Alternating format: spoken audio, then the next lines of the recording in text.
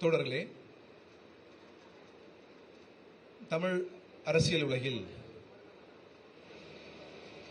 மிகச்சிறந்த முன்மாதிரியை வழங்கிவிட்டு சென்றிருக்கிற நமது பேரன்பிற்குரிய தோழர் ஆர்.என்.கே. அவர்களின் சிலை திறப்பு விழாவில் கலந்து கொண்டு சிலையை திறந்து வைத்திருக்கிற தமிழக சட்டமன்ற எதிர்க்கட்சித் தலைவர் மாண்புமிகு திரு உதயநிதி ஸ்டாலின் அவர்களே, தோழர் பகூன் அவர்களே,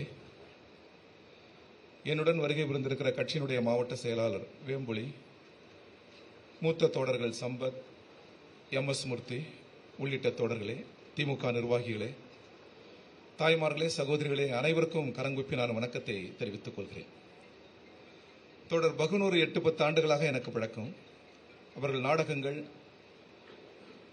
அவர்களது சிறு நூல்கள் எல்லாவற்றையும் நான் வாசித்திருக்கிறேன். இப்பொழுது கூட இதே இடத்தில் மேல்தளத்தில் தோழர் நல்லக்கண் அவர்களின் அவர் பெயரில் ஒரு நூல் நிலையம் இருக்கிறது. ஏராளமான நூல்களை ஆர்.என்.கே. சந்திக்கிற போது அவர்கள் வழங்குவார்கள், நல்லக்கண் இவருக்கு வழங்குவார். அதையெல்லாம் கண்டுருகிற வாய்ப்பு எனக்கு கிடைத்திருக்கிறது. இது ஒரு நல்ல நிகழ்வு. இந்த நிகழ்வில் நீங்கள் பங்கேற்க வேண்டும் என்று பகூன் என்னை கேட்டவுடன் உடனே நான் இசைந்தேன்.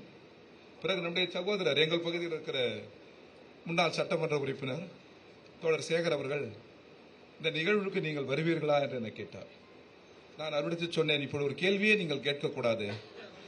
நல்லக்கண்ணுக்கு ஒரு நிகழ்வு என்று சொன்னால் அங்கே கம்யூனிஸ்டுகள் இல்லாமல் எப்படி இருப்போம் என்று நான் சொன்னேன்.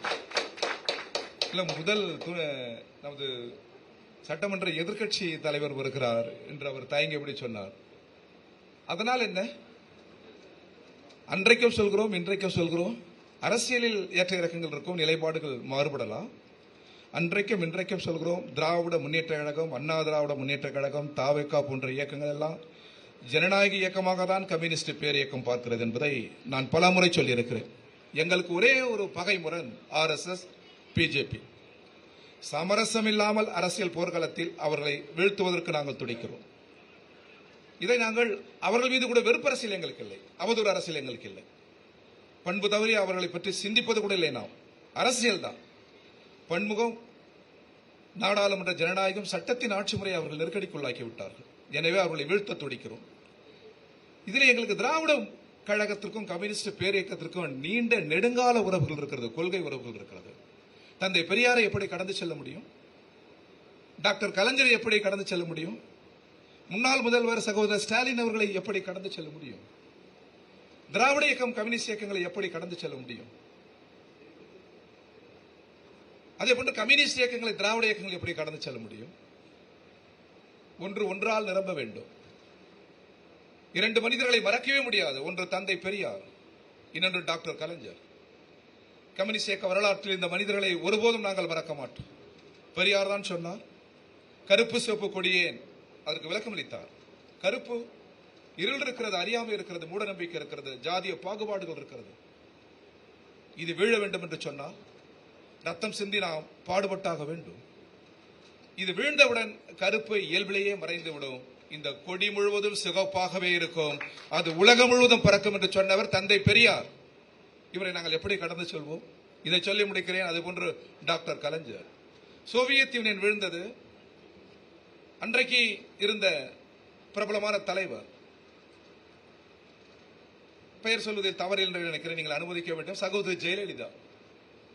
அந்த அம்மையார், மாண்புமிகு அந்த அம்மையார் தினமணியில் ஒரு கட்டுரை எழுதினார். வீழ்ந்தது கம்யூனிசம் என்று ஒரு கட்டுரை எழுதினார்.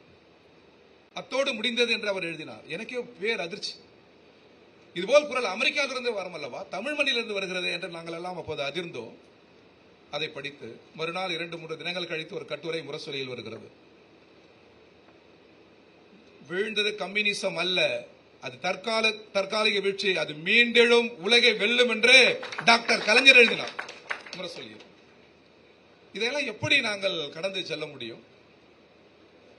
திராவிட இயக்கத்தின் கொள்கை அடிப்படையில் சமதர்மம் தானே, இடது பக்கம் தானே. இந்த நாடும் உலகமும் இடது பக்கம்தான் சென்றாக வேண்டும். அதுதான் பகுத்தறிவின் இலக்கு, சுயமரியாதையின் இலக்கு, பொது உடைமையின் இலக்கு. நான் இதை ஒன்று சொல்ல முடிக்கிறேன்னா, இப்பொழுது கூட அவர் வருகிற போது தந்தை எப்படி இருக்கிறார் என்று கேட்டு, எப்பொழுதும் என்னால் திமுக அதிமுக முகம் பார்க்க முடியும். எங்கள் பொது வாழ்வில் கண்ணியமற்ற ஒரு சொல் உதிர்த்து நீங்கள் பார்த்திருக்க முடியாது. கண்ணியமற்ற ஒரு எழுத்துக்களை நீங்கள் பார்த்திருக்க முடியாது. முன்னொன்று பேசுவது பின்னொன்று பேசுகிற அந்த சொல் கம்யூனிஸ்ட் வரலாற்றில் இல்லை. எனவே எப்பொழுதும் முகம் பார்க்க முடியும், எப்பொழுதும் பேச முடியும். ஜனநாயக சக்தியுடன் நாட்டு நலனுக்காக இணைந்து பாடுபட முடியும், போராட முடியும். அந்த துணிச்சல் எங்களுக்கு இருக்கிறது.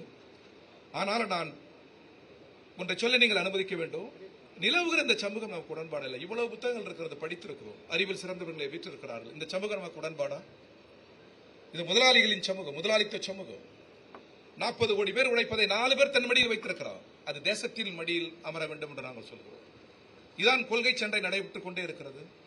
நிலவுகிற இந்த முதலாளித்துவ சமூகம் நமக்கு உடன்பாடு இல்லை என்பதை விளையாட்டு வீரர்களே நிரூபித்திருக்கிறார். ஸ்பெயின் வெற்றி பெற்றது. உலகக்கோப்பை சாதாரணமானதல்ல.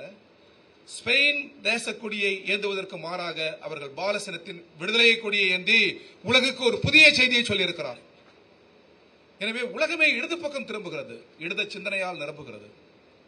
நாட்டை நம் காலத்திலேயே தமிழ் மண்ணை, இந்திய மண்ணை இடது பக்கம் திருப்புகிற அந்த மகத்தான பணியில், அந்த அரசியல் போரில் எப்பொழுதும் ஜனநாயக சக்திகளுடன், திமுக போன்ற ஜனநாயக சக்திகளுடன் இணைந்து பாடுபடுவதற்கு கம்யூனிஸ்ட் பேரியக்கம் தயாராகவே இருக்கிறது என்பதை சொல்லி இந்த நல்ல நிகழ்வு ஏற்பாடு செய்த தோழர்கள் அனைவருக்கும், பகுன் போன்ற தோழர்கள், அதனுடைய கலைஞர்கள், நல்ல புத்தகத்தை வெளியிட்டிருக்கிற தோழர்கள் அனைவருக்கும் இந்திய கம்யூனிஸ்ட் கட்சியின் தமிழ்நாடு மாநில குழுவின் சார்பில் இதயபூர்வமான வாழ்த்துக்களை சொல்லி விடைபெறுகிறேன். நன்றி, வணக்கம்.